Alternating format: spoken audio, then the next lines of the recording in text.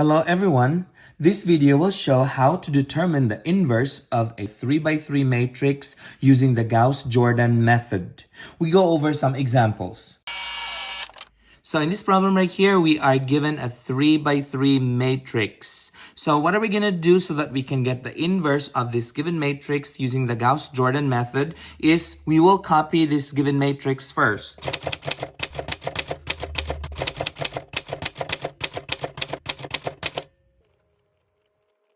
Next to this given matrix, we are going to write the identity matrix. To determine the inverse of this matrix, what are we going to do is that we have to make this left side into an identity matrix, meaning the diagonal here should be 1 and all the rest of the elements should be 0. So what are we going to do here first is that we will make this -3 into 0 because remember all these 3 have to be 0. In order that we can do that, what to do on this row is that row 2, whatever the value on row 2, we're going to add it to 3 times row 1, which means -3 plus 3 times 1. And then we have -2 plus 3 times 1, 5 plus 3 times -2, and all the rest of them. So I'm going to go ahead and write the resulting matrix.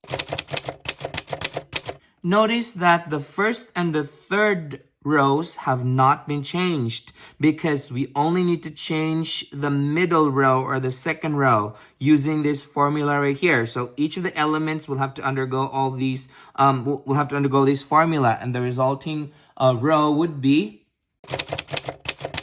Okay, our next task is to change this again into 0 because remember all of these should become 1. So we already noticed that this is already 1 and 1, but all these 3 have to be 0. So what are we going to do here on this row is that using the elements of row 3, we are going to add 6 times row 1, which means we multiply row 1 by 6 and we add it to the -6. So then I'm going to go ahead and write the matrix down here. Notice that I did not change the first 2 rows because it's only the third row that we have to change. So what I would do is to write the resulting matrix after I apply this formula. Okay, what I would do next is I will make this into 0 because remember these 3 elements have to be 0. So I'm going to change this to 0. I can do that by subtracting row 1 minus row 2. So we are going to do it this way. So that's going to be row 1 minus row 2. So all the elements of row 1, I will subtract it to row 2. And so the resulting matrix would become. If you notice, I did not change anything on the second and the third row because I only need to change the first row. The result, after I apply this formula right here, the resulting row would be. Okay, the next task that I would like to do is to change this into 0 because remember these 3 have to become a 0, these 3 have to become a 0, so I need to change this into a 0. So I can do that. What I would do with row 3 is that whatever the element of row 3, I will subtract it with 10 times row 2. So I will multiply row 2 by 10 and then subtract it from row 3. So the resulting matrix would become.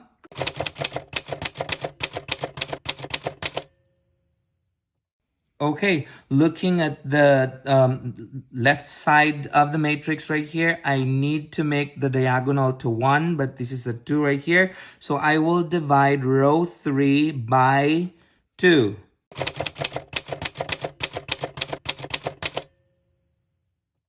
So I already have a diagonal of 1.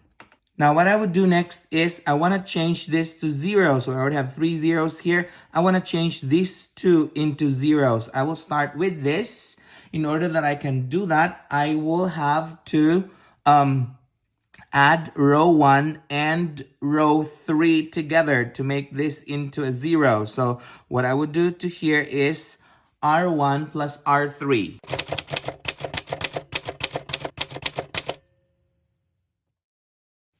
And the last one right here, I need to make this into a 0. So what I would do on this row is that I will have to add row 2 plus row 3. So that if I add these two, that would become a 0. And so the resulting matrix would be...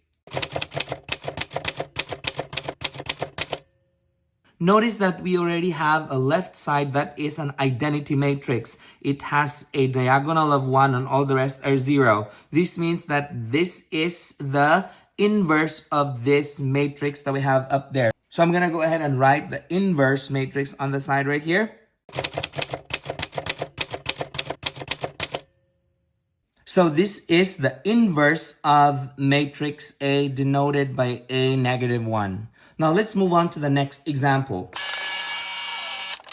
So in this problem, we're given matrix B and we're supposed to find the inverse of this using the Gauss-Jordan method. At this time, I would encourage you to pause this video and try this problem out on your own. And when you're done, unpause it and check your answer.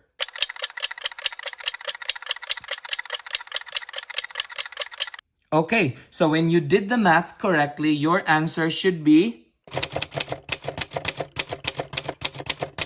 This is the inverse of this matrix that we have up here. Did you get the same answer as this? Good. Perfect. So that is how we use the Gauss-Jordan technique to find the inverse of a 3 by 3 matrix.